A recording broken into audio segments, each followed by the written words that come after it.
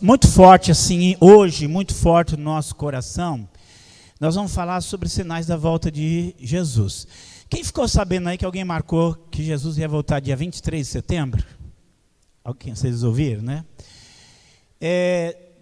Dois pensamentos.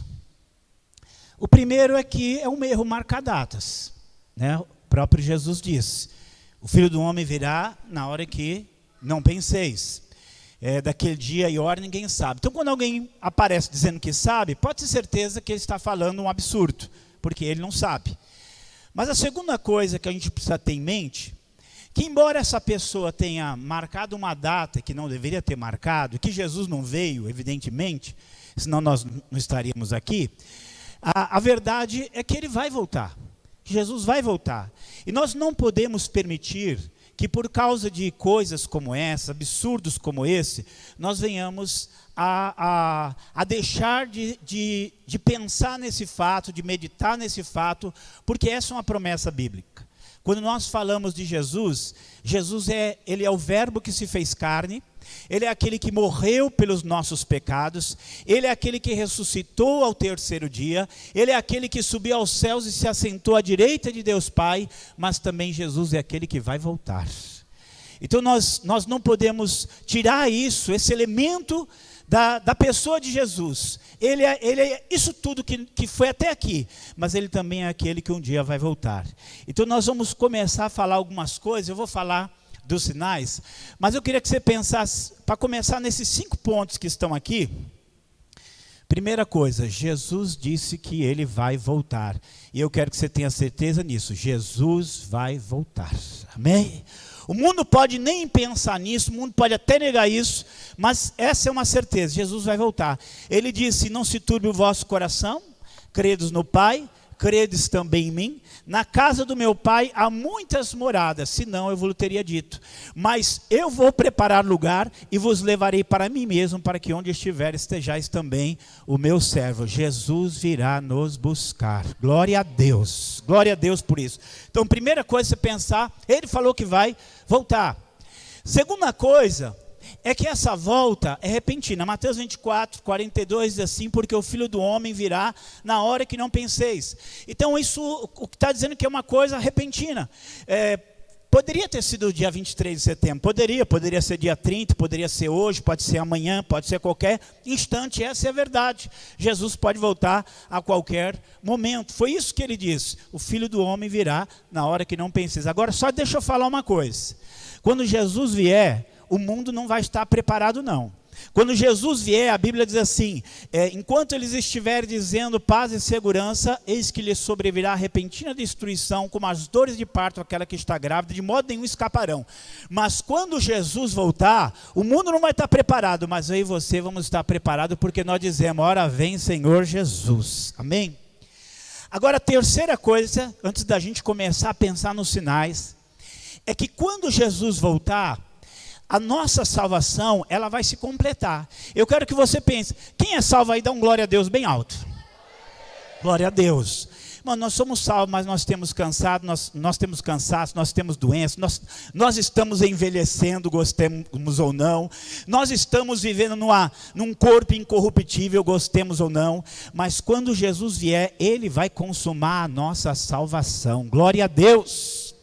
A Bíblia diz assim que a nossa cidade, Filipenses 3:20, a nossa cidade está nos céus, de onde nós também aguardamos o nosso Salvador e Senhor, o qual vai transformar esse nosso corpo abatido para ser conforme o seu corpo glorioso, segundo o seu eficaz poder de sujeitar todas as coisas.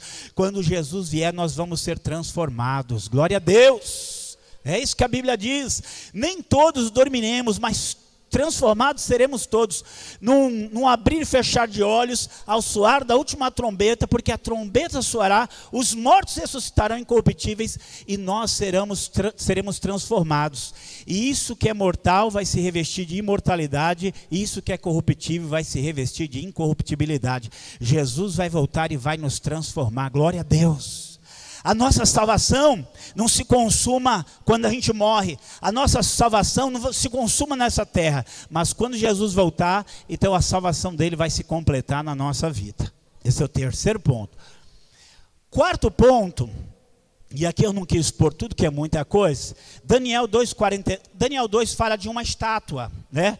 Uma estátua com a cabeça de ouro, com peito de prata, com corpo de bronze, com pés de ferro, que representavam vários reinos que dominaram ali.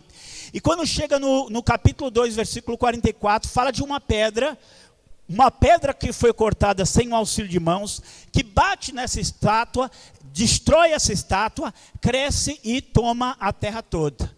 E isso quer dizer que Jesus, ele vem e vai pôr fim a todo o reino humano sobre a terra, e ele vai reinar para sempre. E aí eu quero que você pense no seguinte: a volta de Jesus vai ser a conclusão da história. Hoje a gente vê um monte de nações querendo mandar no mundo, ameaçando o mundo com destruição, ameaçando outras com destruição. E essas nações, elas ignoram uma coisa: só Jesus Cristo é o Senhor. Hoje o mundo, ele ignora isso. Hoje o mundo, de maneira geral, rejeita isso. Mas vai chegar o dia em que todo joelho, no céu, na terra e embaixo da terra, vai se dobrar e vai declarar que Jesus é o Senhor, para a glória de Deus Pai. Amém? Eu e você hoje, nós sabemos que Jesus é o Senhor, nós vivemos sabendo que Jesus é o Senhor, mas existe um mundo inteiro que ignora isso. Mas quando ele voltar, o mundo inteiro vai saber que Jesus Cristo é o Senhor. Glória a Deus. E aí a última passagem aí, que é Atos 3:21, diz assim: que convém que o céu contenha até o tempo da restauração de todas as coisas, que foi profetizado pelos profetas desde os dias de Samuel. Então eu quero que você lê o Antigo Testamento e você vê muita coisa maravilhosa que Deus vai prometendo, transformações, coisas maravilhosas. Eu quero que você saiba de uma coisa: quando Jesus voltar, tudo vai mudar para sempre. Tudo vai ser mudado para sempre. Quando Jesus veio a primeira vez, quando ele veio simplesmente como um homem, quando ele veio na sua humilhação, quando ele veio para morrer, mesmo vindo aqui em toda aquela fraqueza, Jesus mudou a história. Jesus mudou a história de pessoas. Jesus continua mudando a nossa história. Mas quando ele vier a segunda vez em glória, aí ele vai mudar tudo para sempre. Glória a Deus. Então eu quero que você pense que a volta de Jesus, ela não é uma ficção, não é uma ideia. Em breve ela vai ser tão real quanto a primeira vinda. Vai ser história, vai ser fato. Jesus está voltando. Se você se alegra porque Jesus está voltando, dá um glória a Deus aí bem alto. Amém? Amém. Aí eu quero começar aqui. Se você puder acompanhar, você acompanha. Senão você abre aí Mateus 24, 1-3, se você não estiver enxergando. Mas esse aqui, Mateus 24, é o sermão profético. E diz assim: quando Jesus ia saindo do templo, veja bem, esse é o templo lá em Jerusalém, está se aproximando a morte dele. Jesus ia saindo do templo e aproximar-se dele os seus discípulos para lhe mostrar a estrutura do templo. Jesus, porém, lhes disse: não vedes tudo isto? Em verdade vos digo que não ficará aqui pedra sobre pedra que não seja derrubada. E estando assentado no Monte das Oliveiras, chegaram-se a ele os seus discípulos, em particular, dizendo... Agora eu quero que você preste atenção, porque eles perguntaram sobre 3 assuntos para Jesus. Eles perguntaram assim: dize-nos, quando serão essas coisas? Que essas coisas? Essa pedra sobre pedra do templo que seria derrubada. Que sinal haverá da tua vinda e do fim do mundo? Então eles queriam saber aquilo que ia indicar a volta dele e o final de todas as coisas. Jesus faz o sermão profético ali e está respondendo essas perguntas dele, tanto aquilo que dizia respeito ao templo, quanto aquilo que diz respeito à vinda dele e o fim de todas as coisas. E ele vai falar de vários pontos, e alguns nós vamos ver aqui. Agora eu quero só que você pense que teve coisa aqui que já se cumpriu literalmente. Por exemplo, Jesus disse: esse templo aqui que vocês estão me mostrando, que está bonito, era o templo lá em Jerusalém, não ficará pedra sobre pedra que não seja derrubado. E realmente, mais ou menos uns 40 anos depois de que Jesus disse isso, os romanos cercaram Jerusalém, fizeram um cerco a Jerusalém, destruíram a cidade de Jerusalém e destruíram o templo. Só que o templo era um negócio muito bonito, com muito ouro, prata, muita riqueza. Então o próprio general romano, ele tinha dado uma ordem para os soldados dele: quando a gente entrar em Jerusalém, não destruam o templo. Só que naquela briga, naquela coisa afoita de entrar no templo, alguém jogou uma tocha para dentro do templo, lá tinha muitos materiais inflamáveis, aquilo pegou fogo, o templo pegou fogo, foi destruído. Só que quando ele pegou fogo, muito do ouro que havia lá e o ouro que havia nas paredes, ficou incrustado no meio dos tijolos. Os soldados romanos, para poder pegar aquele ouro, fizeram o quê? Derrubaram tijolo por tijolo para poder pegar aquele ouro. Aquilo que Jesus disse se cumpriu, porque a sua palavra é fiel. Então aqui nós temos uma série de coisas que Jesus falou que estariam indicando, que tanto a queda de Jerusalém, como a vinda dele e os fins dos dias. Não vai dar para a gente ver tudo, tá? Isso aqui é algo muito mais longo, mas a gente vai começar a ver alguns sinais. Sinais entre as nações, sinais na sociedade, sinais na natureza, sinais no cenário religioso, sinais na evangelização do mundo. Só esse cenário político que não vai dar tempo da gente ver aqui, porque ia ficar muito comprido. Mas nós vamos começar aqui com uma coisa que eu considero importante. Quando se fala que Jesus está voltando, tem gente que ele fala assim, não, mas faz 2000 anos que estão dizendo que Jesus está voltando. Várias gerações, vários homens na sua geração, eles acreditavam que Jesus viria na sua própria geração. Até o Lutero, que fez a reforma protestante há 500 anos, ele achava que Jesus ia vir na geração dele ou pouco depois. Então as pessoas fazem assim, isso que Jesus falou, de terremotos, de doença, de guerra, de iniquidade, isso aí sempre houve na história da humanidade. Então a gente não pode se espantar com isso. Mas agora eu quero que você saiba de uma coisa, a nossa geração, ela tem algo que nenhuma outra geração tem. A nossa geração tem Israel. Ano que vem, em 2018, o Estado de Israel vai completar 70 anos. Desde o ano 70, quando o templo foi destruído, até 1948, os judeus ficaram espalhados entre as nações. Hoje existe Israel. Nenhuma geração teve o que nós temos hoje. Israel, ele permanece como um indicativo do agir de Deus na história. E aí eu quero que você, aqui eu não sei se você conseguir ler, você lê, senão você vê na Bíblia. Isaías 66:8 tem uma promessa que diz assim, quem já ouviu uma coisa dessas? Quem já viu tais coisas? Pode uma nação nascer num só dia? Ou pode se dar à luz a um povo em um instante? Pois Sião ainda estava em trabalho de parto e já deu luz aos seus filhos. Isaías 27:6 diz assim, dias virão em que Jacó lançará raízes e florescerá e brotará Israel e encherão de fruto a face do mundo. Isso foi palavras escritas há 2.700 anos atrás. 2.700 anos atrás, o profeta Isaías diz que um dia uma nação haveria de renascer, diz que Israel, que estava espalhado, voltaria a criar raízes e encheria de fruto a face do mundo. Ele falou isso há 2.700 anos atrás e hoje eu e você podemos ver isso na história, Deus cumprindo a sua palavra porque Ele é fiel. Amém? E aqui é uma foto histórica, ali no meio está o Ben-Gurion, que foi o primeiro-ministro de Israel, e o Ben-Gurion escreveu, nós membros do Conselho do Povo, representantes da comunidade judaica de Eretz Israel, terra de Israel, e do movimento sionista, estamos aqui reunidos e em virtude do nosso direito natural e histórico, declaramos o estabelecimento de um Estado judeu em Eretz Israel a ser conhecido como o Estado de Israel. No dia 14 de maio de 1948, uma profecia histórica estava se cumprindo. Deus está dizendo para a sua igreja, Jesus está voltando. Amém?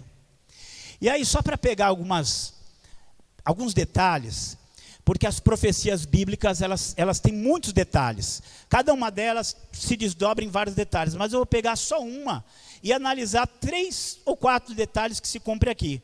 Amós, capítulo 9, versículo 14 e 15.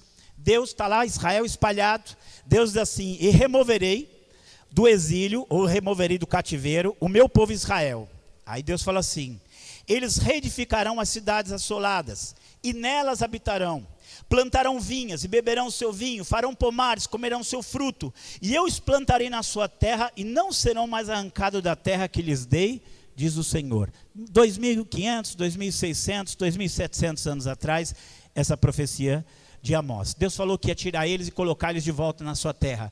E eles realmente ficaram séculos longe da sua terra. Quando chega no final do século, no meio do século XIX, os judeus começam a voltar para a sua terra. Aí são algumas datas, você não precisa marcar data nem números, mas aí é só uma data de de judeus voltando para a sua terra. Sempre houve judeus lá, mas de repente eles sentiram que eles tinham que voltar para a terra. 1882, 1882, 25 mil voltas. De 1904 até 1914, mais 40 mil voltas. Depois de 1919 até 1923, mais 35 mil. 1924 até 1928, 67 mil. E de 1930 até 1939, mais 25 mil. Lembrando que aí ainda não existe o Estado de Israel, só está a terra lá, mas Deus está trazendo eles de volta. Agora aqui é mais seguro. Deus falou que eles iam voltar para lá. E olha, antes de Israel voltar para lá, agora tem uns aqui que vão para Israel e vão ver. Antes de Israel voltar para lá, você hoje vai lá e você vê cidades bonitas. Hoje você vê Israel exporta flores e frutos para o mundo inteiro. Mas antes de Israel renascer, aquilo era um monte de pântano e era um monte de ruínas. E eles chegaram lá e reconstruíram a nação nesses 70 anos ou mais que eles voltaram para lá. Isso aqui é só para você dar uma olhada. Até laranja tem lá, até banana você tem lá, tudo que você imaginar de fruta tem lá, que eles exportam para a Europa o ano inteiro. Plantaram até no deserto, eles fizeram plantações. Tudo isso para se cumprir aquilo que Deus disse. Eles plantarão vinhas e comerão do seu fruto. Aqui peguei duas fotos de cidades. Aqui é a cidade de Tel Aviv e a cidade de Haifa. Só para você ver que isso aí eram verdadeiras ruínas e hoje são cidades grandes. Então, Deus falou que eles voltariam, eles voltaram. Deus falou que eles plantariam pomares, eles plantaram. Deus falou que eles reedificariam cidades, reedificaram. Cidades boas, bonitas, modernas, bem urbanizadas, uma coisa maravilhosa. Mas Deus também falou assim: eles plantarão na sua terra, eles não serão mais arrancados da terra que lhes dei, diz o Senhor. E a verdade é que Israel não está lá porque é fácil estar lá. Na verdade, ele é cercado de povos que fizeram tudo para que Israel deixasse de estar naquele lugar. Mas quando a gente olha as promessas de Deus, Deus disse que eles vão ser plantados, não vão ser mais arrancados da sua terra. Israel renasceu no dia 14 de maio de 1948. E os árabes disseram o seguinte: se eles voltarem a ser uma nação outra vez, nós vamos, no dia 15 nós já vamos começar a guerra com eles, e em 15 dias nós vamos jogar eles lá no mar Mediterrâneo, vamos acabar com Israel. E aí no dia 15 de maio de 1948 vai ter a primeira guerra contra Israel. Eles falaram que iam destruir Israel em 15 dias. Passou 6 meses e eles perderam a guerra. 5 nações contra Israel perderam a guerra. Em 1956, vai ter mais uma guerra contra Israel. Israel vai vencer de novo. Em 1967, vai ter uma guerra muito importante, muito famosa, que é a chamada Guerra dos 6 Dias. Essa guerra se chama Guerra dos 6 Dias, porque foi em 6 dias, tá? 6 dias, no 7º eles descansaram. Mas essa guerra ela tem uma importância diferente pelo seguinte: Jesus fala lá em Lucas 21:20, Jesus fala assim: Jerusalém será pisada pelos gentios, até que o tempo dos gentios se complete.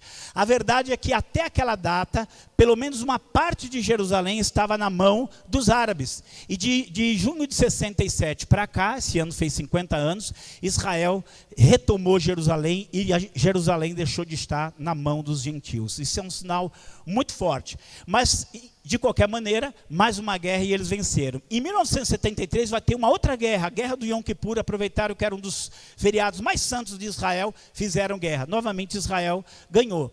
De lá para cá, várias ameaças, terrorismo, uma série de coisas, ameaças, às vezes políticas, para tentar acabar com Israel. Israel está lá.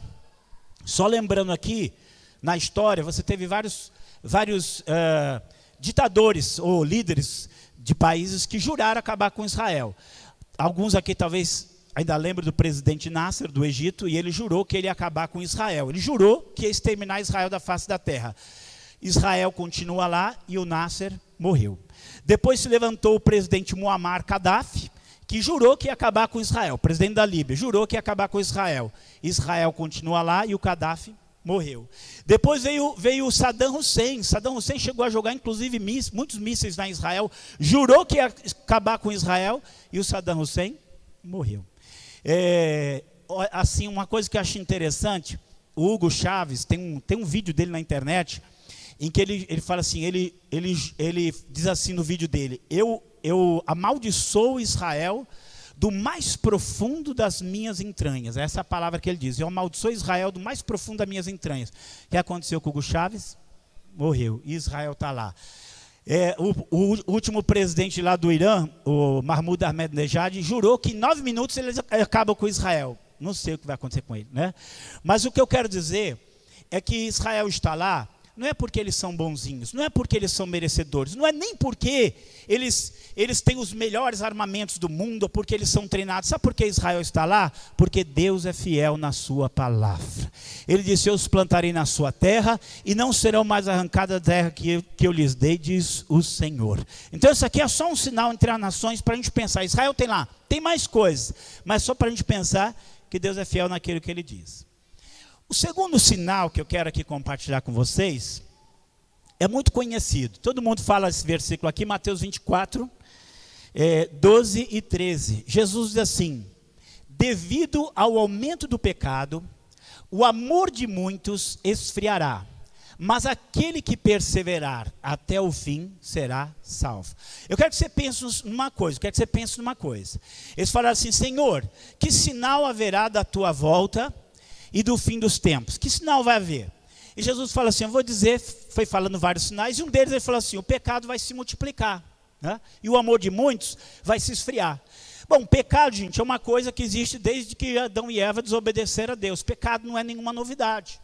Então o que Jesus queria dizer? Que quando se aproximasse da volta dele, o pecado ele iria se multiplicar. O que ele queria dizer com isso? E aí eu fico pensando em algumas coisas que estão acontecendo na nossa época, e que sinceramente eu digo que nós já estamos vivendo em outro nível de pecaminosidade. Vou pensar aqui um assunto que não tem como fugir dele, tá? Porque está muito forte, está muito em voga. Homossexualismo sempre existiu, é só ler Gênesis 19, Sodoma e Gomorra está lá. Então homossexualismo sempre existiu. Agora, orgulho gay, né? A prática homossexual sempre existiu, agora parada gay, né? O grande problema hoje é que nós estamos vivendo numa época em que aquilo que era padrão, sabe, as pessoas antigamente, elas erravam, mas elas sabiam que existia um padrão para o certo e para o errado. Mas hoje nós estamos vivendo numa época em que esse padrão está sendo apagado. E isso gente, é algo muito sério. Eu tenho certeza que quem aqui tem mais de 40 anos nunca imaginou que nós estaremos vendo algumas coisas que nós estamos vendo hoje. Eu só pus isso aqui porque é entretenimento. Esses dois filmes aí são filmes cuja temática é incentivar, motivar, normalizar o homossexualismo. E ali tem O Segredo de Brokeback Mountain, que foi um filme que ganhou o Oscar, mas na verdade a intenção do filme era promover, porque é um filme sobre homossexuais. E ali um ativista homossexual sendo exaltado. Quando foi que a gente imaginou que isso ia ser uma coisa normal, que está passando aí como a gente está vendo? Eu vou falar assim, antigamente, quando o homossexualismo aparecia nos filmes, era como uma coisa escandalosa. Hoje vai se forçando para que seja uma coisa normal, para que seja a coisa mais normal. E olha, está sendo trabalhado para que normal seja você quando você discordar disso. Vou só aqui dar um exemplo, não se fala mais nela, mas há uns anos atrás foi feito um projeto-lei chamado PL 122. Hoje nem se fala muito mais nela porque ela está sendo implementada de uma maneira mais sutil. Mas essa lei diz o seguinte, que se você falar mal de um homossexual, você falar contra um homossexual, contra a homossexualidade, você vai preso. Não importa se você é um pastor, se é um pregador, um professor, pai ou mãe, ou seja, uma criminalização de quem é contra o homossexualismo. Então imagina você um pastor que busca viver uma vida santa, quer servir a Deus, quer levar as pessoas a servir a Deus, mas ele vai ser considerado um criminoso por causa disso. Essa lei quase foi aprovada no Brasil. Ela ia ser aprovada na calada da noite. O que aconteceu é que alguém ligou para um senador, ele correu lá e não deixou isso acontecer. Mas o mundo há uma pressão, não só da mídia, mas uma pressão em todo quanto é lugar para que isso seja normalizado. Isso é proposital. A coisa mais absurda dentro disso, ou uma das mais absurdas, a Inglaterra fez uma lei, Inglaterra fez uma lei o seguinte, que ela só ia ajudar países da África que aceitassem o casamento civil entre pessoas do mesmo sexo. Se um país ele não aceitasse isso, ela ia parar de dar ajuda humanitária. Em outras palavras, era mais importante, as crianças podem morrer de fome, mas o país não pode aceitar, o país não pode recusar a união civil para pessoas do mesmo sexo. Então, uma pressão sobre os países para aceitar uma coisa que sempre foi tida como um absurdo, sempre foi tido como um desvio. E a gente vai indo. Agora isso aqui, olha, eu nunca imaginei que eu fosse ver isso na vida, sinceramente. Se alguém dissesse que um dia eu ia ver isso, vocês sabem quem é essa aqui? Essa aqui de cima? Essa mulher foi uma lésbica que se converteu e tinha um testemunho maravilhoso, bonito. Só que ela voltou para aquela prática do pecado, foi uma queda muito grande. E aí é onde eu quero que você perceba a diferença das coisas.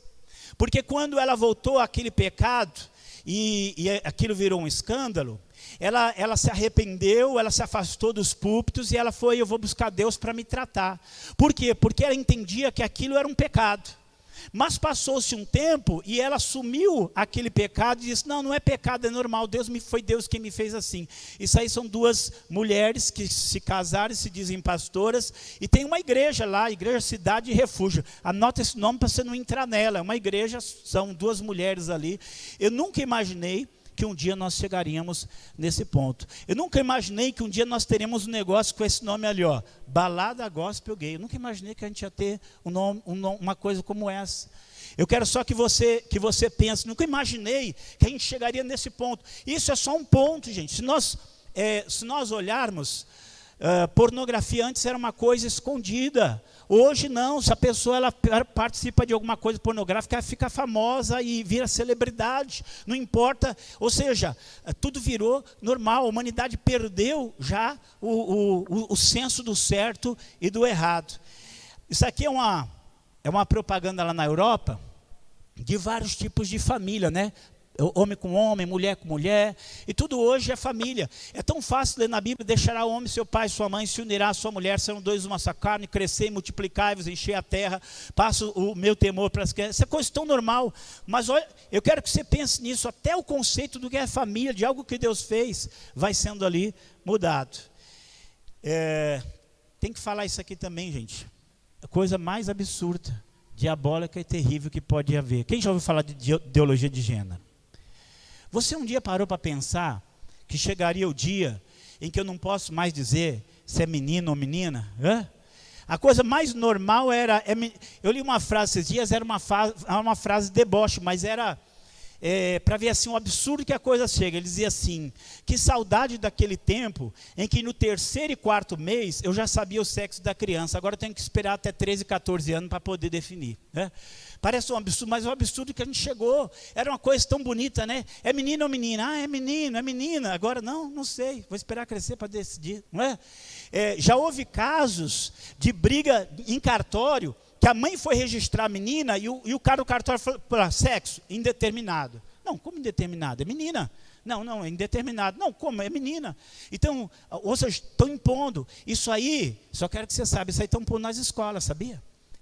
Tem lugar que já tem treinamento para isso, para dizer que você não é menino nem menina.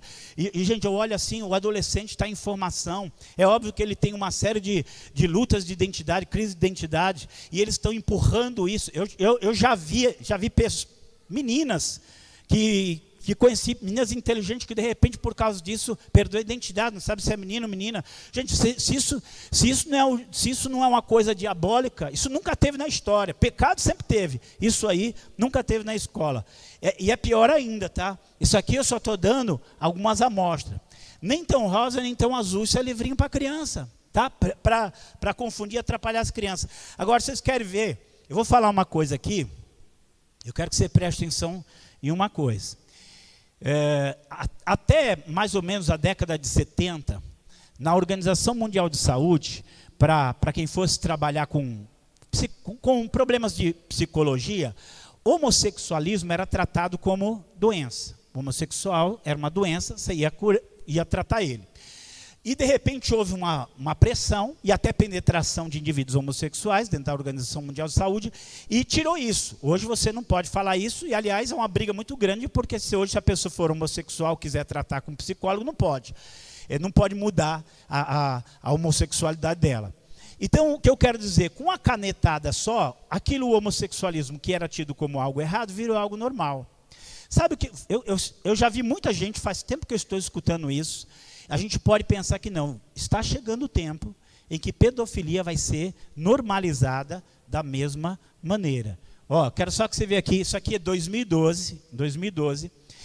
Essa publicação inglesa trouxe um artigo dizendo assim: pedofilia, trazendo os desejos da escuridão para a luz. E aí no artigo ele fala assim: mas há uma convicção crescente, nomeadamente no Canadá, de que a pedofilia deveria ser classificada como uma orientação sexual diferente, como a heterossexualidade ou a homossexualidade.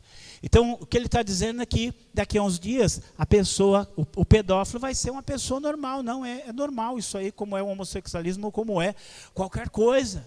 Então, nós estamos chegando numa época em que as coisas estão sendo cada vez mais distorcidas. E não é simplesmente, mas isso sempre existiu. Sim, mas agora estão querendo transformar isso na cultura geral. E o esforço é para criminalizar qualquer pessoa que discorde disso. Então, quando Jesus falou do aumento do pecado, ele estava dizendo isso. Hoje, uma categoria cada vez... Hoje, vamos dizer assim, o que era exceção, estão querendo colocar como padrão, como normalidade. Eles falam da destruição da normatividade, ou seja, isso aí não é mais, isso aí não é o normal. Qualquer coisa agora é normal. Então eu quero que você pense nisso, porque isso está atingindo vidas, atingindo jovens. Não é uma coisa do Brasil, é uma coisa aí no mundo inteiro. Isso para a gente ver do mistério, como disse Paulo, o mistério da iniquidade, ele já opera. Então esse é o medo da iniquidade. Agora, ainda vai mais longe. Essa declaração aqui, esse homem aqui, ele não é uma pessoa qualquer. Ele é um filósofo, entre aspas, tá? E ele é professor na Universidade de Princeton, que é uma das maiores universidades americanas e que foi fundada por um pastor, tá? Quem fundou Princeton há mais de um século atrás é um pastor, que ele escreveu aqui. Ele defende a eutanásia. No caso de bebê que nasce deficiente, ele fala que pode matar, mas ele defende a legalização da zoofilia e da superioridade moral dos macacos em comparação com os humanos. O que ele quer dizer é o seguinte, que relação entre homens e animais é normal, não tem nenhum problema nisso.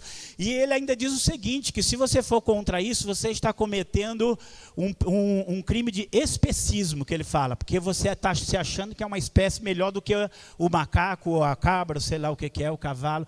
Isso é um professor, claro que nem todo mundo aceita o que ele fala, mas o que eu quero dizer é que ideias absurdas, terríveis estão entrando no mundo. Gente, sempre foi muito simples, gente. Para mim existe macho e fêmea, o resto é gambiarra, né? Então o pessoal vai, é verdade, o pessoal vai agora inventando uma série de coisas. Nós vimos aí a arte, né? A arte, e olha, eu vou dizer, essa arte que foi muito criticada aí do Queer Museu e essa aqui de São Paulo, o mais absurdo que eu acho, não é o que eles fizeram. Não é o que eles fizeram. O mais absurdo é que teve pessoas da mídia que disseram que quem foi contra eles é nazista e fascista. Ou seja, se você não concorda com aquela exposição de pedofilia, de coisas zoofilia para crianças, você é nazista e fascista, gente. Então, agora mudou a definição nazista e fascista. Você não concorda com o absurdo. Só quero essas coisas para a gente... Eu sei que algumas coisas dessas nos chocam, mas a gente tem que entender o que está acontecendo com o nosso mundo. Porque Jesus falou que o pecado ia se multiplicar, e o pecado realmente chegou num patamar muito, muito grande, né? Eu vou pular até alguma coisa aqui. Eu quero que você, se você quiser, anote Isaías 5:20. Isaías 5:20 é uma palavra forte. Quando Deus fala assim: ai dos que ao mal chamam bem, e ao bem chamam de mal, que fazem da escuridão luz e da luz escuridão, que fazem do amargo doce e do doce amargo. As pessoas estão invertendo os valores. O que é certo passa a ser errado, o que é errado passa a ser certo. Olha, a coisa é muito pior ainda do que tem aqui. A gente fica chocado com as coisas que vêm. Mas eu quero só deixar outra palavra para você, que eu acho importante. Isaías 61:3 diz assim: levanta-te e resplandece, porque já vem a tua luz e a glória do Senhor vai nascendo sobre ti. Porque eis que as trevas cobriram a terra e a escuridão os povos, mas sobre ti o Senhor virá surgindo e a sua glória se verá sobre ti. Amém? O mundo pode se tornar cada vez mais abominável diante de Deus, mas que a glória do Senhor brilhe cada vez mais sobre a nossa vida. Amém? Se o mundo vai cada vez se enfiar mais no pecado, na iniquidade, no que é errado, nós queremos ser cada vez mais santo para o nosso Deus. Amém? Que seja isso o nosso propósito.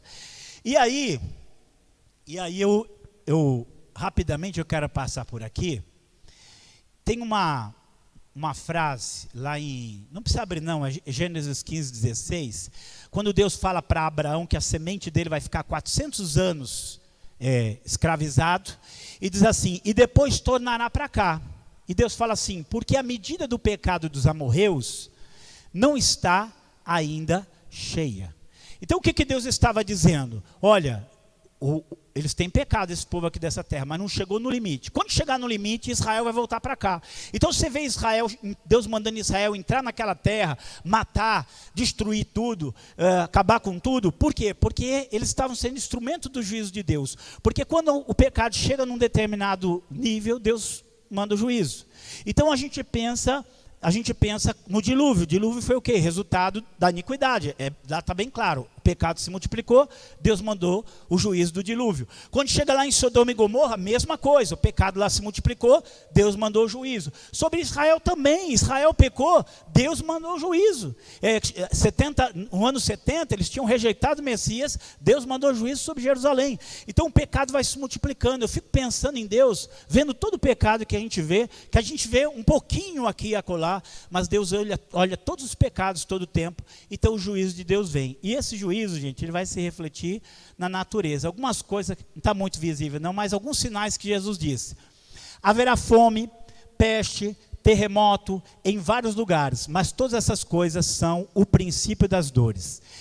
Ali o último, Lucas 21, 25, 26, ele diz assim, e haverá sinais no sol e na lua, e nas estrelas, e na terra angústia das nações, em perplexidade pelo bramido do mar e das ondas, homens desmaiando de terror, na expectação das coisas que sobrevirão ao mundo, porquanto os poderes dos céus serão abalados. Sempre quando eu leio esse versículo, eu lembro de 2004, 2005, lá no sudoeste, quando houve ali o tsunami. Eu fico pensando naquelas pessoas, quando elas hoje veem qualquer barulhinho no mar, elas já se assustam. Há poucos dias atrás, houve aqui no Brasil mesmo um fenômeno da água começar a retornar, o mar retornar, todo mundo começou a ficar com medo do que vai acontecer. Então a gente agora, terremotos, são coisas que vão acontecendo agora, e as pessoas realmente elas estão assustadas. Alguém pode dizer assim, não, mas isso sempre aconteceu. Terremoto foi uma coisa que sempre aconteceu. Só que, olha, vou ter um gráfico aqui. Você não vai poder ver muita coisa, mas você está vendo que tem uns tracinhos maiores e uns tracinhos menores. Terremoto sempre houve. Mas essa parte mais escura, esse quadradinho mais escuro aí, são os terremotos do século XIX. E o outro mais comprido são os séculos XXI, a quantidade de terremotos. A verdade é que qualquer sismólogo aí, ele sabe, o número de terremotos está aumentando, o número de catástrofes está aumentando. Tudo isso é o quê? Tudo isso é consequência do pecado que vai pesando sobre a terra. Ali eu pus algumas imagens, né? Eu acho curioso que em 1970, os cientistas fizeram uma previsão que quando chegasse o ano 2000, isso faz quase 50 anos, os cientistas disseram assim, quando chegasse no ano 2000, não ia haver mais nenhuma doença, já se teria descoberto a cura para todas as doenças, que as pessoas só iam morrer de acidente de carro, né? E mesmo assim tinha gente que ela ia sofrer um acidente de carro, ia ser congelada, e depois, quando achasse a cura, a solução para ela, aí descongelava e tratava ela. Eles fizeram essa previsão para o ano 2000. Nós estamos em 2017, não acharam cura nem para gripe. Nem para resfriado se pode curar. Muito pelo contrário. Daqui a pouco, gripe asiática. Daqui a pouco, ebola. Daqui a pouco, tal doença está voltando. Aí eu vou citar uma coisa aqui com muito temor. Mas eu lembro que quando a AIDS surgiu, isso era 1980, e eu lembro de pessoas não crentes, que era como a AIDS estava muito ligada ao homossexualismo. Aliás, ainda está ligado ao homossexualismo. Então as pessoas entendiam que aquilo era como se fosse uma punição, mas hoje você não pode falar isso. Se você falar isso, você corre até riscos. Mas é fato. E você sabe que mesmo hoje, embora os números são mascarados, a grande maioria de pessoas contaminadas com AIDS são pessoas normalmente envolvidas com homossexualismo.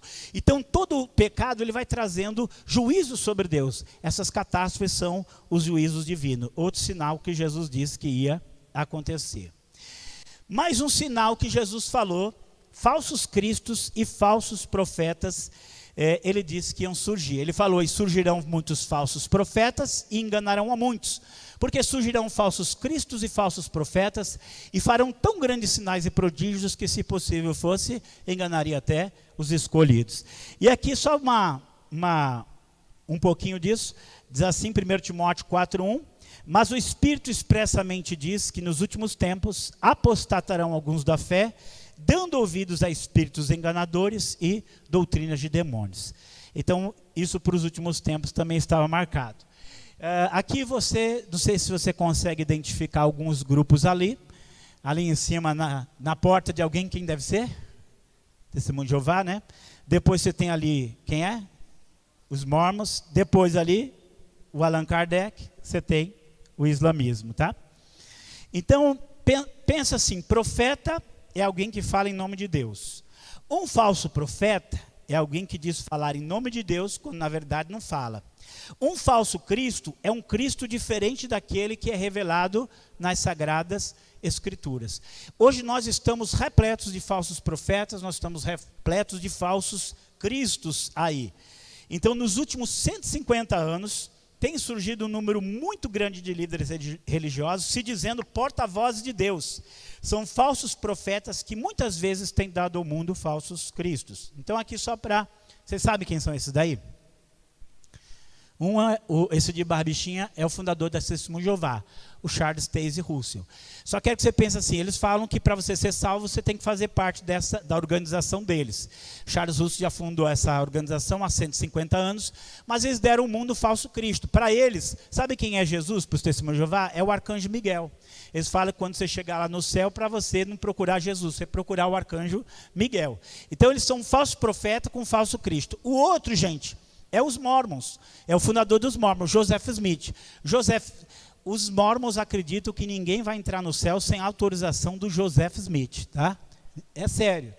O que eu acho engraçado, gente, é que se a gente fosse mais ou menos tentar traduzir Joseph Smith, você fala inglês assim, fica bonito, né? Joseph Smith. Mas se fosse traduzir para o português, era mais ou menos assim, o nome dele ia ser José Ferreira. Então, assim, você não vai entrar no céu sem autorização do José Ferreira. Mas agora, eu quero que você saiba outra coisa. Para os mormons, Jesus não é o mesmo Jesus que você tem na Bíblia. Ele é filho de uma relação sexual física de Deus com Maria. E Jesus, na teologia mormon, é o irmão de Lúcifer. Ele e o Lúcifer são irmãos. Eu só quero que você pense assim, isso 150 anos vão surgindo isso. E olha, os mormons, eles são tão espalhados e fortes, que quase que um dos presidentes dos Estados Unidos era um mormon numa das últimas eleições. Esses aí vocês conhecem, né? Ali está o Allan Kardec. Eu só quero que você pense que Allan Kardec fala de Jesus, mas Jesus para eles é um médium.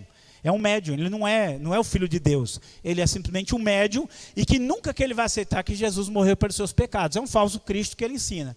E aquele outro, você sabe quem é? Gente, o Reverendo Moon. Reverendo Moon é assim: a Bíblia fala do primeiro Adão, que era o Adão, o segundo Adão, que era Jesus, né?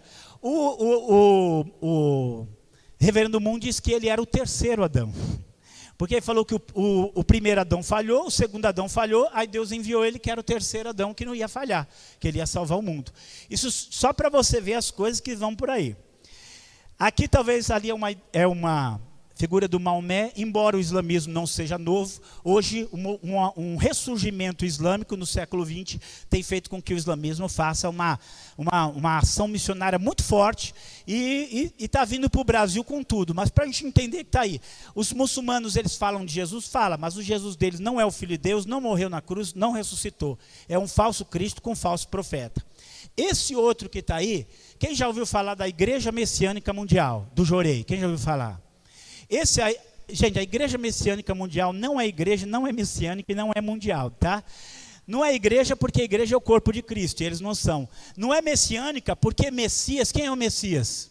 Jesus. Mas esse aí, ele é Mokichi Okada, o nome dele, ele se deu o nome de Meshu Sama, Senhor da Luz, e ele diz que ele é o Messias. Então você for lá, Igreja Messiânica Mundial, você for lá, não está Jesus lá, está o Meshu Sama dizendo que ele é Jesus. E o pior de todos aqui, vocês já viram esse aqui? Aquele ali que está com a mão assim na testa, ele chamava-se, né? José Luiz de Jesus Miranda. Ele se intitulava Jesus Cristo Homem. Ele dizia que ele era Jesus. Ele inclusive mandou, quem era membro da igreja dele, ele mandou tatuar na pele 666, porque ele dizia que era o número da salvação. Agora, o mais absurdo não é ele falar esses absurdos. O mais absurdo é que ele tinha mais de 3 milhões de seguidores. Não morrer, 3 milhões de pessoas. Não vou nem entrar no Henrique Cristo, tá? Que já é piada. Mas esse aí tinha 3 milhões de seguidores. Agora, o mais absurdo, ele morreu, né? E não ressuscitou, tá? Ele morreu e ficou uma briga para disputar quem seria o seu sucessor. Uma das líderes que ele tinha era essa mulher. Eu não sei agora o nome dela. Mas essa mulher queria tomar o lugar dele como Jesus. Só que ela é uma mulher. Então, se você entrar na internet, você digitar um vídeo assim, Jesus é uma mulher, você vai ver na igreja dela ensinando que Jesus é uma mulher. Para ela poder ser Jesus, ela está ensinando que Jesus era uma mulher. Eu só estou colocando isso aqui para a gente ver o quanto aquilo que Jesus disse realmente ia se cumprir. Estamos acabando, tá? Agora tem notícia boa por aí, tá? Vem notícia boa por aí. Nem tudo é ruim, tá? Tem coisa boa por aí. Uma das coisas que Jesus disse, Mateus 24, ele diz assim: e este evangelho do reino será pregado em todo o mundo, em testemunho a todas as gentes, e então virá o fim. Eu quero dizer para você, a igreja tem 2000 anos sobre a terra, mas nos últimos 200 anos, a igreja tem assumido o seu papel e tem levado o evangelho a todos os cantos da terra. Glória a Deus. Eu quero que você saiba disso. Nunca na história, nesses 2000 anos, o evangelho chegou tão longe onde ele tem chegado, onde você nem pode nem imaginar, está lá o evangelho sendo pregado, gente de todas as etnias, todas as línguas, todas as nações da terra, o evangelho está chegando lá. Olha, eu quero ver um glória a Deus aqui, ó. A cada dia 175 novos convertidos. Glória a Deus, glória a Deus. Irmãos, 175 mil, quase 10 Araçariguama num dia.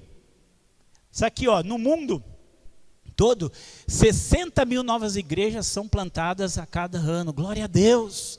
Sabe, o evangelho está chegando entre as nações e está se multiplicando. E Jesus disse que quando chegasse a todas as nações, então viria o fim. Deixa eu pular aqui. Agora tem outra coisa que Jesus também falou, e a gente não vai gostar muito, mas ele diz assim: então, vos hão de entregar para seres atormentados e matar-vos-ão.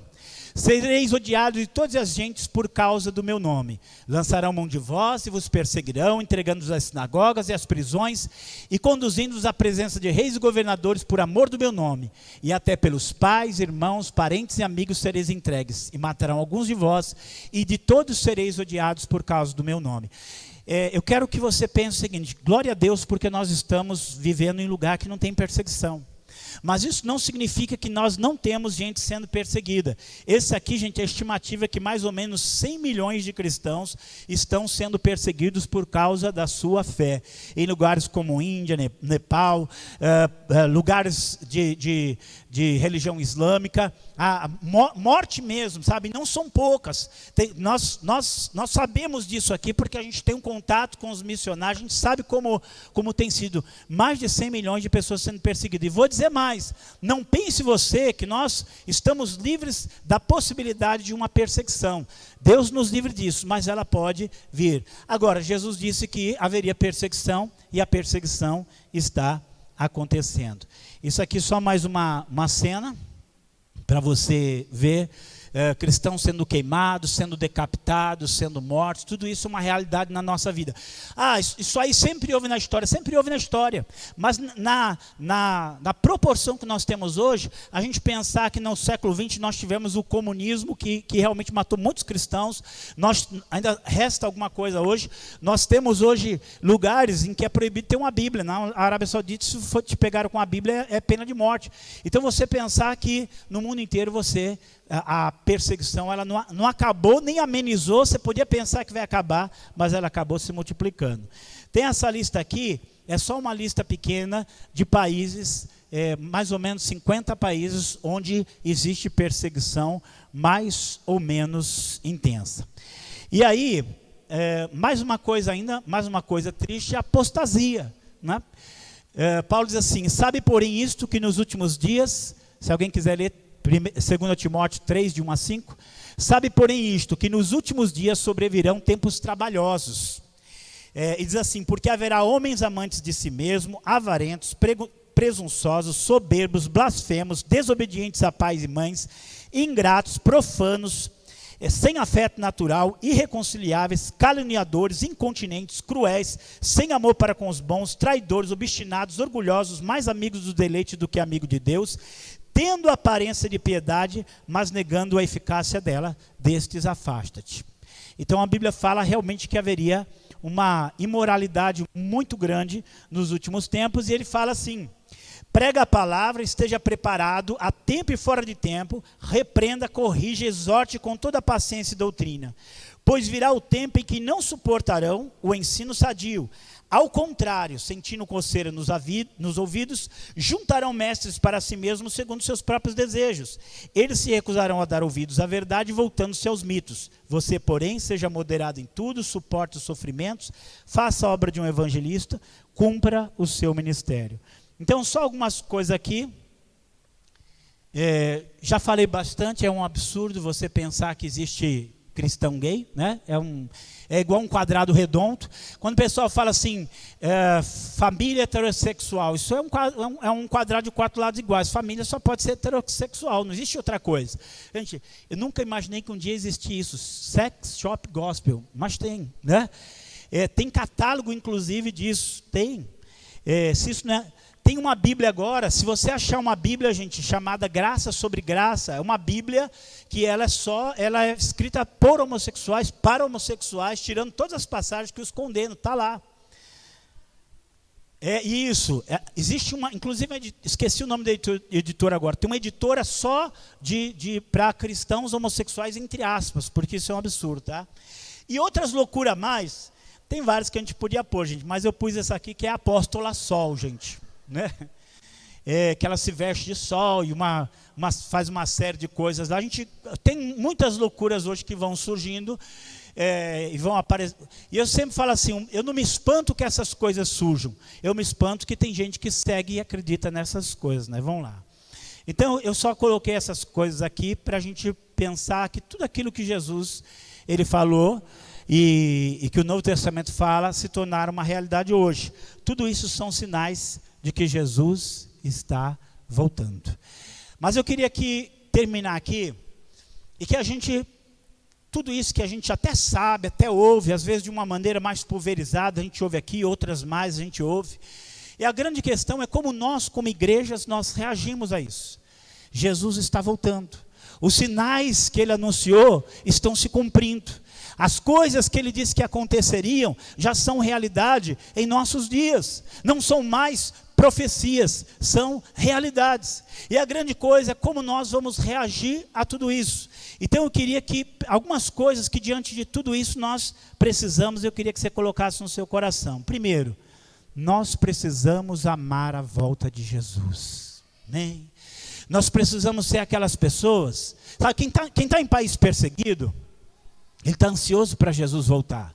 Mas às vezes nós estamos aqui E nós não estamos ansiosos para Jesus voltar. Olha o que Paulo escreveu aqui: combati o bom combate, acabei a carreira, guardei a fé. Desde agora a coroa de justiça me está guardada, qual o Senhor, justo juiz, me dará aquele dia. E não somente a mim, mas a todos quanto fizeram o quê? Amarem a sua vinda. Então não é simplesmente eu saber que Jesus vem. Não é simplesmente eu acreditar que Jesus vem. É eu amar que Jesus venha. É eu desejar que Jesus venha. É eu querer que Jesus venha. Porque quando Jesus vier, Ele vai me redimir completamente. Amém? Quando Ele vier, todo esse mal e essa iniquidade, Ele vai pôr o fim. Quando Ele vier, o mundo inteiro vai saber que Jesus é o Senhor. Que Jesus é o Senhor, que Ele é Senhor sobre todas as coisas. Eu sei que a gente tem planos e a gente quer fazer planos, mas eu quero que você saiba que maior do que os nossos planos é o plano do Senhor. Você pode ter planos para você neste mundo, mas maior do que o plano que você tem neste mundo é o plano de Jesus para você e para este mundo, que está acima de qualquer plano que a gente possa conceber ou imaginar. Pode ter certeza. Olha, pode ser que seu plano seja bom, maravilhoso, pode ser até que ele vai dar certo, mas a melhor coisa é o Senhor Jesus voltar e nós estarmos com Ele. Essa é a melhor coisa. Então tem que haver no nosso coração, não apenas, olha aqui, Jesus está voltando, parece que eu ouvi, tem uns sinais. Não, eu lembro que eu era novo convertido. Sabe qual era o maior medo que eu tinha como novo convertido? Jesus voltar e eu não ter feito nada para Ele. Eu tinha medo de falar com Ele, se Jesus voltar, eu não fiz nada ainda para Ele. Eu ainda não realizei nada para Ele. Aquilo era muito forte. A voz de Jesus é uma coisa muito forte. Eu até lembro, na época tinha uma mensagem gravada que chamava A Última Trombeta, né? E aquilo era um negócio, muito mais do que eu lembro. E eu lembro que um dia eu sonhei, né? Eu sonhei, estava tocando A Última Trombeta lá no rádio, e eu dormindo, e eu sonhei que eu estava no meu trabalho, e pessoas tinham desaparecido. No meu trabalho estava todo mundo ali assustado, né? Todo mundo ali preocupado. E eu tranquilo. E aí lá no meu trabalho eu falei assim, eles estão assustados porque eles não sabem o que aconteceu. Mas eu sei o que aconteceu. Isso que aconteceu foi que Jesus veio buscar a igreja. E eu no sonho lá tranquilo, porque todo mundo não sabia o que aconteceu, mas eu sabia. Depois eu acordei assustado, porque eu falei, Jesus veio, e eu fiquei. E eu acordei assustado. Então era aquilo, uma coisa que marca. Então você pensar assim, seus planos estão aí, mas eu quero que você saiba de uma coisa, Jesus vai voltar a qualquer momento. E nós temos que amar a sua vida. Eu sei que você quer casar, que você não casou ainda, você quer casar, mas pode ser que Jesus volte, você nunca. Às vezes está preocupado, está desempregado, gente. Pode ser que antes da porta, pode ser que antes de abrir uma porta na terra, se abra uma porta no céu para você subir. Glória a Deus, para você subir. Eu sei que você quer ser missionário, eu sei que você quer ser pastor, eu sei que você quer qualquer coisa que você quer fazer. E se tiver tempo e você for, glória a Deus por isso. Mas sabe que se Jesus voltar vai ser muito melhor. Que nós sejamos pessoas apaixonadas pela sua vinda. Pessoas que realmente desejam que Ele volte. Olha, esse mundo aqui, gente, não vai melhorar. Não adianta. Esse mundo aqui não vai melhorar. Vai continuar tendo doença, morte, pecado. O mundo não vai nos amar mais, né? Jesus disse, o mundo nos odeia. E logo esse ódio vai se manifestar mais forte. Mas uma coisa eu tenho, Jesus nos ama e Ele já nos preparou morada. Glória a Deus. E aí, segunda palavra que eu quero deixar, nós temos que estar pronto. Eu fico pensando em crentes, que um dia ele é crente, um dia ele não é. Um dia ele está lá, cheio de desejo de fazer as coisas de Deus. Outro dia ele está lá, pensando como que ele vai pecar de novo, né? Um dia ele está pensando em qual culto que ele vai, no outro dia ele está pensando em qual balada que ele vai, né? Está coxando entre dois pensamentos. Não, nós temos que estar prontos, nós temos que estar preparados. Jesus disse assim, estejam cingidos os vossos lombos e acesas as vossas candeias. Sede vós semelhantes aos homens que esperam o seu Senhor, para quando houver de voltar das bodas, para que quando vier e bater, logo possam abrir-lhe. Bem-aventurado aqueles servos, os quais, quando o Senhor vier, os achar vigiando. Glória a Deus. Sabe, eu não sei quando Jesus volta.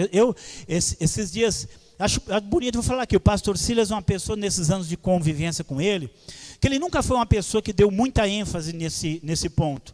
E nos últimos dias ele tem falado isso, assim, ele tem expressado muito que ele sente esse peso pelas coisas que estão acontecendo, que a volta do Senhor está muito próxima. Eu vou dizer para você que ano que vem, não sei, que daqui a 10 anos, eu não sei, mas seja hoje, seja daqui a 10 anos, que o Senhor possa encontrar você pronto. Glória a Deus. Sabe, cingido os vossos lombos, é vestido, é com armadura, sabe, amando o Senhor, servindo ao Senhor. Não importa se vai ser amanhã, se vai ser de madrugada, se vai demorar 10 anos. Olha, se demorar 15 anos para Jesus voltar, que daqui a 15 anos você esteja na presença dele. Glória a Deus, você esteja pronto. Se você vê que a sua lâmpada está apagando, presta atenção. Se você vê que a sua lâmpada está apagando, Jesus tem óleo para derramar sobre a sua lâmpada, tem azeite para derramar sobre a sua lâmpada. A gente só fica fraco espiritualmente se a gente quer, porque Deus tem força para derramar sobre a nossa vida, amém? A gente só fica fraco se a gente quiser, porque Ele tem poder para derramar sobre a nossa vida. Essa é a verdade. Ele quer que nós estejamos prontos. E aqui vem uma outra coisa. Precisamos nos santificar. Precisamos nos apartar mais do pecado. E pecar tudo aquilo interno, externo. Seguir a paz com todos e a santificação, sem a qual ninguém verá ao Senhor. O desejo de Deus é que cada dia, olha, eu ainda não sou tão santo quanto eu deveria, mas eu espero que eu seja mais santo do que eu era. Eu talvez nunca vá chegar no grau em que talvez eu deveria estar, mas eu quero cada dia caminhar mais para ser mais santo ao Senhor. A Bíblia diz que quando Ele vier, quando Jesus vier, olha uma coisa bonita, quando Jesus vier, nós seremos semelhantes a Ele, porque como Ele é, nós o veremos. Glória a Deus, porque como Ele é, nós o veremos. E aí João ainda fala assim, e qualquer que nele tem essa esperança, quem tem essa esperança de ser como Ele? Glória a Deus. Ele fala assim, quem nele tem essa esperança, purifica-se a si mesmo, conforme ele é puro. Eu quero ser como Jesus, eu quero ser puro como Jesus quando ele voltar. Se eu tenho essa esperança, hoje já vou me purificar. Então hoje eu vou buscar sair do pecado. Deus é poderoso para santificar a sua vida, para agir na sua vida, para operar sobre a sua vida. A gente olha às vezes na Bíblia assim, e eu olho isso na Bíblia e a gente fica com temor. Pessoas na Bíblia como Salomão, ou sei lá, até um pouco Davi, né? Que às vezes o tempo passou e eles ao invés de santificar, se afastaram mais de Deus. Não precisa ser assim na nossa vida não. Deus é poderoso por nos santificar cada vez mais. E nós temos que saber, Ele está voltando. Passagem linda, né? Eclesiastes, que é 9:8. E em todo tempo sejam alvas as tuas vestes e nunca falte o óleo sobre a sua cabeça. Glória a Deus. E aí, eu quero dizer uma quarta coisa aqui. Precisamos suportar as lutas. Às vezes nós vamos ter lutas aqui. Tem doença que vai ser curada. Tem problema financeiro que vai ser sanado. Tem conflitos familiares que vão ser sanados. Mas às vezes um soluciona, vem outro. Isso é uma terra de lutas. Mas Paulo diz assim, porque para mim eu tenho por certo que as aflições desse tempo presente não são para se comparar com a glória que em nós será revelada. Glória a Deus. Eu quero dizer para você que mesmo que nós tenhamos sofrimento aqui nessa terra, há uma glória maravilhosa esperando por nós. Não dá, e Paulo fala assim, não dá nem para comparar, né? Não dá nem para comparar. Outra passagem ele fala assim, porque a nossa leve e momentânea tribulação, presta atenção, leve e momentânea tribulação, ela não é tão pesada quando... Terrível é o inferno, gente. A tribulação aqui é curta. Leve e momentânea tribulação vai produzir sobre nós um enorme peso de glória. Amém? Um peso de glória. Então eu quero dizer para você, aqui a gente vai chorar, mas lá Deus vai enxugar dos nossos olhos toda a lágrima. Amém? Ele vai. Então pode ter certeza, nós temos que suportar. Se tiver perseguição, a gente tem que suportar. Se tiver aflição, a gente tem que suportar. Porque pode ter certeza que o que está preparado para nós é maravilhoso demais. Os olhos não viram, os ouvidos não ouviram, e não subiu ao coração do homem aquilo que Deus tem preparado para aquele que o ama. Glória a Deus. Deixa eu dizer, a gente leu o Apocalipse, e lá tem muito assim, aparece a palavra, e eu vi semelhante, e eu vi como. Por que João falou assim? Porque não tinha nem comparação, ele tentava achar alguma coisa parecida, né? A nossa alegria aqui, a nossa felicidade aqui, as coisas boas daqui, nem dá para se comparar com aquilo que tem lá. Vale a pena chorar por Jesus aqui, porque nós vamos nos alegrar por toda a eternidade. Essa é a promessa de Deus. E por último, aqui a campanha, a pastora Edu mandou falar, mas não foi nem porque ela pôs, mas já estava aqui mesmo. Mesmo no meio dessas coisas ruins que a gente vê, essa imoralidade, essas coisas aflitivas que a gente vê, e que eu pus aqui, talvez você ficou chocado com alguma coisa, mas olha o que Jesus disse, ora, quando essas coisas começarem a acontecer, olhai para cima e levantai a vossa cabeça, porque a vossa redenção está próxima. Glória a Deus, glória a Deus, glória a Deus. Tem gente que vai deixar o seu amor esfriar por causa das coisas que estão acontecendo, mas vai ter crente que vai buscar Deus e vai ver o seu amor se acender por causa das coisas que estão acontecendo, porque ele vai saber, Jesus está voltando. Eu queria que você ficasse em pé para a gente orar. Eu quero que você olhe para o seu coração, que se você acha que você não está preparado, hoje é dia de você se preparar para o Senhor, amém? É de você dizer, eu quero estar pronto, eu quero estar preparado, eu quero estar esperando, eu quero que meu coração tenha esse ardor. Você pode olhar para frente, para os planos que Deus tem para você, os planos que você tem no coração, mas você tem que olhar para cima, porque é lá que está a sua redenção, amém? Eu quero que você pense nisso. É hora de nós sermos mais fortes, é hora de nós sermos mais determinados, mais firmes. Olha, tem muita coisa que você acha que tem algum valor aqui, que você acha que você não vive sem isso, mas eu vou dizer, isso não é nada. Você não vive sem Deus, você não vive sem o Senhor, você não vive sem a graça dele sobre a sua vida, sem isso você não vive. Se você quiser, nós vamos orar. E eu quero que você pense nisso. Eu queria que você orasse, Senhor, eu quero amar a tua vinda. Eu quero ter dentro do meu coração um anseio muito grande pela tua vinda. Eu quero estar pronto, eu quero todo dia estar pronto. Eu quero todo dia estar pronto. Eu quero acordar pensando que aquele pode ser o dia que Jesus vai voltar. E eu quero estar pronto. Grita bem alto aí, Maranata. De novo, Maranata. Maranata. Ora vem, Senhor Jesus. Aplaude ao Senhor. Fecha os seus olhos. E ora, Senhor, eu quero me preparar. Se você quiser vir aqui à frente, você pode vir aqui à frente também. E orar, Senhor, eu quero estar pronto, eu quero me preparar. Pode vir aqui à frente se você quiser, buscar o Senhor. Senhor, eu quero estar pronto para a sua vinda, eu quero amar a sua vinda, eu quero te servir, eu quero fazer a sua vontade. Vem aqui à frente se você não quer mais cochear entre dois pensamentos, você quer estar santificado, você quer viver uma vida diferente com o Senhor, você quer viver uma vida diferente. Vem aqui à frente em nome de Jesus. Senhor Deus Todo-Poderoso, nós oramos nesta noite, Senhor, pensando, Senhor, naquilo que o Senhor tem falado na tua palavra. Tudo já tem se cumprido, Senhor, tudo já tem se realizado. Ó Deus, cada vez mais nós sentimos o Espírito, Senhor, da iniquidade, ó Pai. Nós sentimos, Senhor, o mistério da iniquidade atuando neste mundo, ó Pai. Não é só no Brasil, não é só aqui na nossa cidade, não, ó Pai. No mundo inteiro, Senhor, Ele vai se levantando, Ele vai fechando o cerco, Ele vai, Senhor, trabalhando. Mas glória, Senhor, porque a Tua glória vem nascendo sobre nós, Senhor.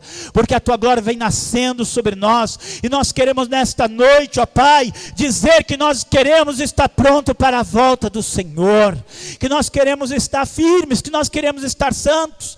Ó Deus, eu sei que tem muita coisa para nós nos preocuparmos nessa vida, mas nada é mais importante, Senhor, do que o Senhor, do que os seus planos, do que os seus propósitos. Nosso trabalho é importante, o teu trabalho é importante, mas nenhum trabalho é mais importante do que o agir do Senhor nessa terra. Ó Deus, é importante nós olharmos para as coisas desta vida, ó Senhor, mas nós sabemos que tudo aqui é provisório, tudo aqui é aleatório, tudo aqui é passageiro, Senhor, mas o Senhor está voltando. E eu oro, Pai, para que nessa noite o Senhor trabalhe na nossa vida. Ó Deus, não nos deixe dormindo, ó Pai, nos acorda aquele que está dormindo, ó Pai, acorda aquele, ó Pai, que às vezes vem na igreja visitar, ele já conhece a tua palavra, já sabe aquilo que o Senhor quer, mas ele tem vivido uma vida dividida, Senhor. Ó Deus, sem olhar para para aquilo que o Senhor quer dele, ó Pai, para a tua vontade, para aquilo que é o teu plano, Senhor. Nos toca, Pai. Eu sei que tem coisa nesse mundo que nos prende, coisa neste mundo, Senhor, que nos amarra. E eu oro que nessa noite nós sejamos libertos pelo sangue do Cordeiro, Senhor. Rompe amarras nesta noite, ó Pai, pelo sangue do Cordeiro, ó Senhor. Rompe amarras e nos levanta, Senhor, para que possamos fazer a tua vontade, ó Deus.